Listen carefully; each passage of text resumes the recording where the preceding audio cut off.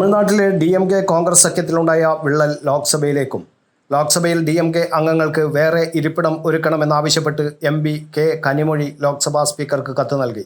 India സഖ്യത്തിലെ കക്ഷികളായ Congress, DMK MPമാർ ഒരുമിച്ചായിരുന്നു ലോക്സഭയിൽ ഇരുന്നിരുന്നത്.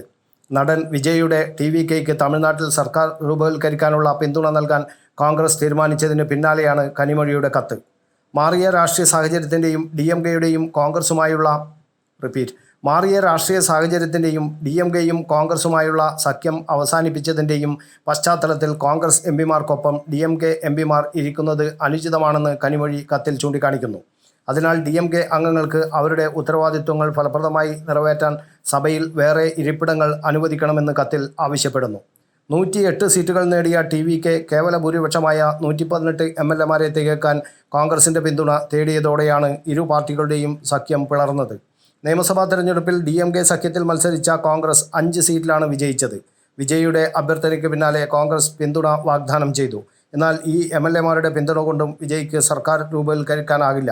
ഇനിയും 6 MLAമാരുടെ കൂടെ പിന്തുണ വേണ്ടിവരും. 234 ആണ് തമിഴ്നാട് നിയമസഭയുടെ അംഗബലം. News bureau, Kannur media.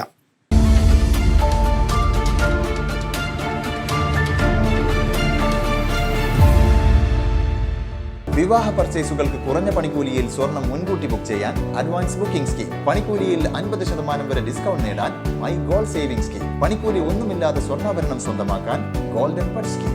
എന്നും വിശ്വസ്തയോടെ സ്വർണം സ്വന്തമാക്കാൻ ആരാധന ജ്വല്ലറി, കുവൈറ്റ് ആൻഡ് കണ്ണൂർ.